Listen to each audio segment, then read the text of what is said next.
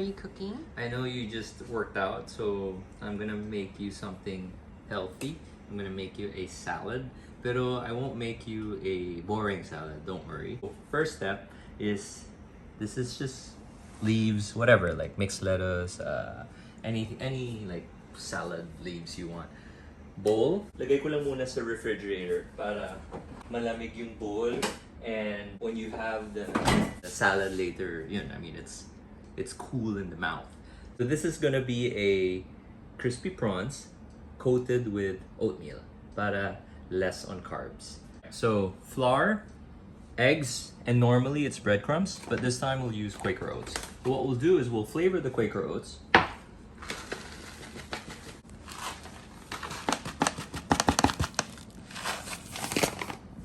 So I'm gonna flavor the Quaker Oats with some garlic powder, some onion powder, paprika powder. Optional, guys. Bahala kayo sa gusto nyong flavor. This is what I have in my pantry. I'm gonna add but a little all bit of this is readily available in the grocery store. Yeah, of course. Bahala kayo really. It's like flavoring your flour. Ito naman, in this case, it's flavoring our oats. What's that? Salt, sorry. And then just some pepper. What else can we add? Do you want it spicy? Yes, please. Okay. Ito, chili powder. Sakto lang. Okay, matapang kasi ito eh. Wag na to kasi gusto ko bibida yung oats eh. I want you to taste that oaty flavor. So this is like the old school way of doing it, no? If you have a food processor, pwede rin. Or a blender. Or a coffee grinder. Blender, pwede rin kung gusto nyo. Okay, see that sound? What I'm gonna do is I'm going to put a towel.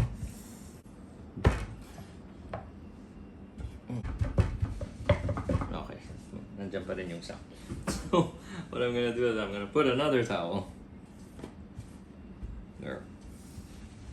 Yep, wala na yung sound. Alright, so bear with me. This is gonna be a bit of a process, but it's all gonna be very worth it. Okay, so the trick here really is you just do it slowly para hindi ka magkalat. I'm gonna stop here because I want it a little bit crusty. Kung gusto mo pa siyang durugin, pwede naman. Up to you. Ako naman gusto ko siya pag kinain mo na huhuli mo pa yung Quaker Oats. So, I'm gonna set this aside. Okay, so this is our breading sequence. Let's make a production line. So stuff you don't need, tabi nyo na. Dito muna, ligpit ako mamaya. Our breading, I'll put it here on a tray. For our oats breading, set this aside. Egg, flour, prawns, cheese for later. Okay, whisk the eggs. I have here preheated oil. I'm going to not deep fry it, but pan fry it since manipis na yung ating prawns. You can also use slivers of chicken, pork, beef. Fish? Fish, yes. Squid. So like so, right? And then egg. And our oats. See? Look, it's nice. Then, you always want to test one first before you do everything. So ito yung okay, so ito yung ating guinea pig. Let's try it. Hindi pa pwede. So atras tayo. Retreat. So while I wait for the oil to heat, I am just going to do some prep work. Dito ko muna ilagay kasi ayaw ko mabasa yung ating oats. Pag nabasa to, mawawala na yung magandang texture niya. Okay, look to your left. It's warm. Okay, now I need to lower down the heat kasi lakas ng usok niya. I'm gonna turn on the exhaust first. There you go. All right, let's try one first. So that's a good color. Golden brown. So actually, mafe-feel mo siya kung lutong na. mapipil mo. Kasi manipis na yung prawns eh. Or manipis na yung meat. I'm gonna put it here. And let it rest. So then let's do the next batch. Let's do 4 at a time. Kumbaga habang nagluluto yan, nagbe-bread tayo para mas mabilis. It's a fun thing to do at home with the family. You can do it as a group. Yung isa taga-bread, yung isa taga-prito. Then, dito sa amin naman, si Camille lang talaga taga-kain. So, wala ditong teamwork. Kainis naman yan. Okay, ready? Okay. Bango ng flavored oats. I can smell it. Here you go, look at that. Medium heat lang, guys. When you say deep fry, it's really submerged in oil. This is somehow borderline deep frying, but this is still pan frying kasi yun, lumalabas pa yung upper part ng ating shrimp. You can lessen the oil if you want to, but pwede na rin to. Look at that, oh. Kaya hindi ko dinurog yung oats kasi para makita mo pa rin siya. And then you know that you're not having breadcrumbs. Kung pan fry, like ito, tingnan mo, sorry, kasi yung coating niya uneven. So what we'll do later is baliktarin lang natin so hindi natin pakita yung part na yun. So, why don't you like deep fry? I guess it's just more practical pag pan fry kasi less oil. But though it's still the same. I mean, nakukuha pa rin siya ng oil. Kailangan mo lang siya baliktarin more often kasi hindi siya submerged na in oil.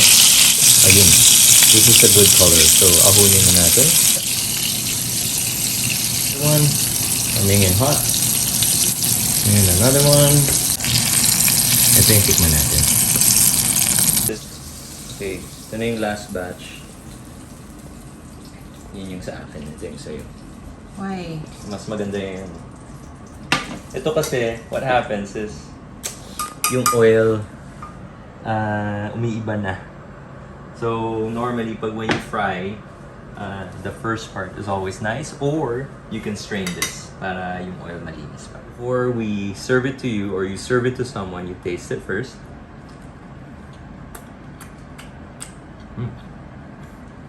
Taste the oats. Speaking of, let us tostahin natin to. Diba we put the raw prawns here? Let's toast it para it cooks. This is sugar or muscovado sugar. Then kukontrahin ko siya ng sea salt. Parang cereal prawn pero iba. Oats. Then ito topping natin to mamaya. Then let's taste. Needs more sugar. And needs more salt. You can also add chili powder para may continuity yung lasa ng ating flavored oats. Okay na. Nice. Nice balance of the sweetness and the saltiness in the sarap talaga yung oats. Okay. So set this aside, we're gonna plate. Okay. I'm making you a special sauce. Well, it's basically just Japanese mayo, a little bit of sriracha. Kumbaga, it's like a spicy mayo, some of this togarashi powder, and a little bit of chili oil. Oh, parang na to. And a little bit of Parmesan cheese. Pang pa-umami lang. Kunyari you don't have time to make the sauce like this, what would you recommend? Tonkatsu sauce from New Hajin, our favorite Japanese store. So yun, look. So basically, yun lang. Diba when you go to a Japanese restaurant and you have spicy tuna salad? So basically, it's just really Japanese mayonnaise and a lot of this. Pero yung twist natin dito is, yun, nilagyan natin ng konting sriracha, nilagyan natin ng konting cheese. And then, let's taste.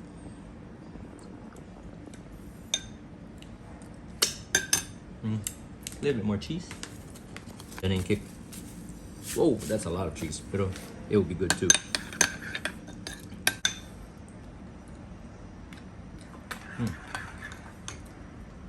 Depending on how much cheese you put. Pero nasa likod na yung cheese eh. When you taste it, parang it's familiar, but you can't sort of like put your finger to it. Okay, so I think we're ready to plate. Ito na yung chilled bowl of salad mo. Then,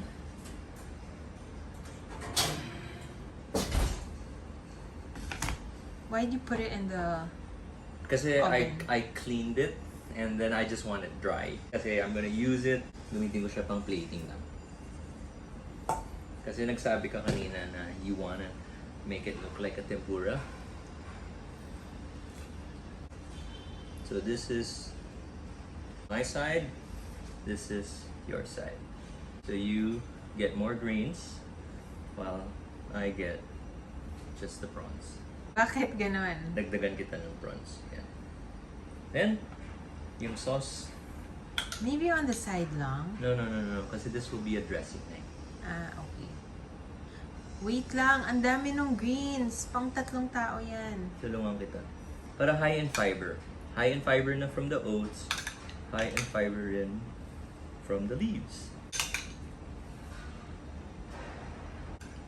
Isang line lang para hindi kalat. Okay? Topping. Yan. Okay, some Quaker Oats topping. Let us put some cheese. What cheese is that? This is Manchego. You can use Parmesan. Any hard cheese would be nice. Our Quaker Oats crusted prawn salad with some prawns on the side for me.